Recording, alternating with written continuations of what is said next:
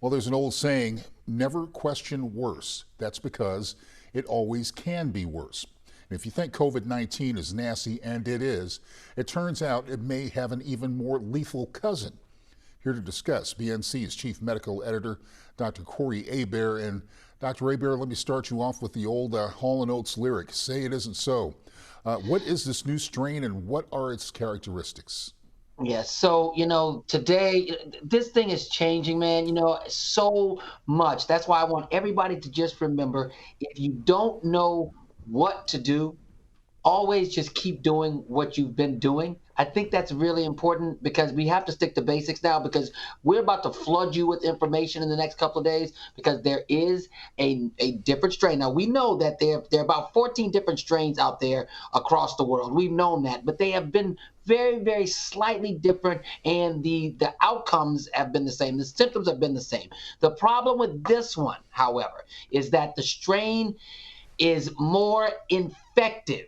And that's what they're saying, okay? That the strain is more infective. And what that really means is not that it's going to make you more sick. It's just that it's changing the way that people are going to respond to it in their immune systems. So what does that truly mean? It means that, how every year we have a flu shot. And it's every year because the virus kind of changes a little bit and we have to figure out what happens in other parts of the world, then put all those characteristics into the flu shot and hope that it's really good. And some years it's good, some years it's bad. So if this virus is mutating in that way, then that means for the people that are making the possible vaccine that is coming out in January or maybe February, March, April, they are working on the vaccine as it exists right now, not the mutated vaccine, the mutated strain, which means that the vaccine that they're making is not going to be for the most infectious strain. Does that make sense? So that means that Yeah. it's not that the vaccine won't be as effective. So if that's the case, then we're back to hoping for herd immunity and not being able to have a vaccine. So right now, I know I'm boggling your mind, and people will be very upset about this. But just remember, if you keep your hands washed, you keep your shoes off in your house, you keep your mask on, all those things, you socially distance, physically distance, socially support, then you shouldn't have a problem. But that's why we have to stick to the basics. We have to stick to the basics, Fred. Well, Corey, you're a friend and you're a good guy with a good sense of humor, but there's nothing funny about this at all. And with all Yeah. that's happening, I want to ask you this. All that's happening now and what could be happening soon, what would be the reason Vice President Pence told reporters today that the coronavirus task force could be disbanded within a month? Okay. What I'm hoping, I can't get in this man's head, but what I'm hoping is that he meant that it's disbanding as far as the coming to those pressers and those meetings where they go out there and then just get rapid fire questions. I'm hoping that that's what they meant. Mm. Okay. I am not hoping that they mean that it's going to be disbanded because those are some of the really greatest minds in this deal. And so you can't think that they're going to say, okay, Anthony, go back down there, and we're not going to call you anymore. That can't happen.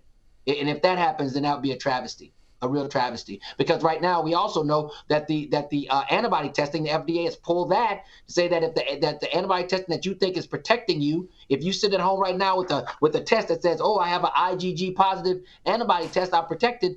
The FDA is pulling all that, saying that if all those tests, those companies that make those tests, they're not accurate. Which means that if the FDA has given these companies 10 days to produce the data to show that their tests are accurate. If they don't do it, they're going to pull them off the market. But you're not going to know which companies got pulled off the market, which means that your test, you don't know if it's accurate. It's not going to be accurate because you don't know if yours is pulled off the market or not. You understand what I'm saying? So that means that the antibody test that you've gotten is useless.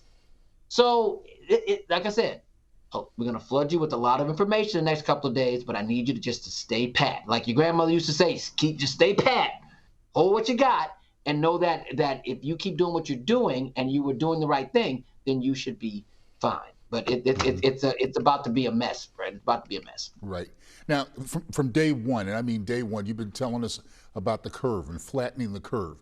Well, the new information now is that if you take New York State out of the equation, and they've done a great job over there, New York trending down with the infections, every other state in the country is trending up.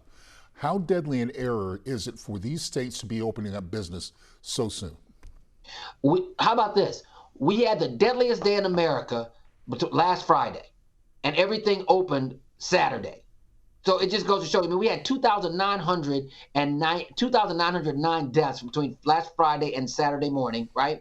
And we expected, the Washington group that comes out with the projections, they have come out to say that they have ratcheted up their death toll projections from 70,000 to 134,000. Why? Because once you start breaking open all the pods and letting people go wherever they want and go to work and all that, then the death toll would have to go up. It has to be, the projections have to go up because you're opening up everything that was closed. You understand what I mean? So it has to go up. So now you're looking at, instead of, we're looking at 3,000 deaths a day Well, now. everybody's talking about the hot spots and all that. I was reading today about this place, Dakota, Nebraska, and it is one of the hottest spots in the entire country. Overnight, Nebraska closed, their governor did, on St. Patrick's Day. They opened yesterday. I just don't understand the logic involved there.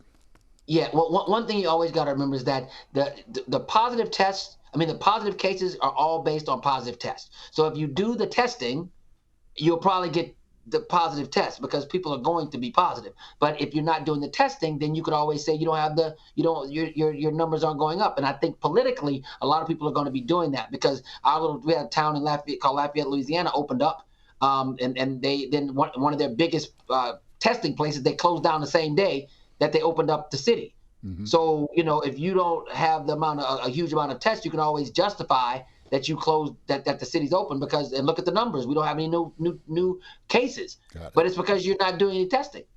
You see what I'm saying? So you can manipulate these numbers a lot of ways, Fred. But let me tell you something. We're a long way from where we're trying to go. And New York did a really good thing by flattening and doing what they needed to do to keep everybody in their homes. But New York is a wild place, and I don't think they're going to hold it because it's people are going to want to get out, especially when it's hot. Yep, that's true. And I should mention that Tyson meat plant, one of the big ones, is in Dakota or right around there. Be well and be safe in Louisiana, where you're doing great work with the governor's office down there, is doing great work with us. Thank you for your time. We'll talk again tomorrow. Okay? Thank you, I appreciate you, my friend. Y'all be safe. Thank you.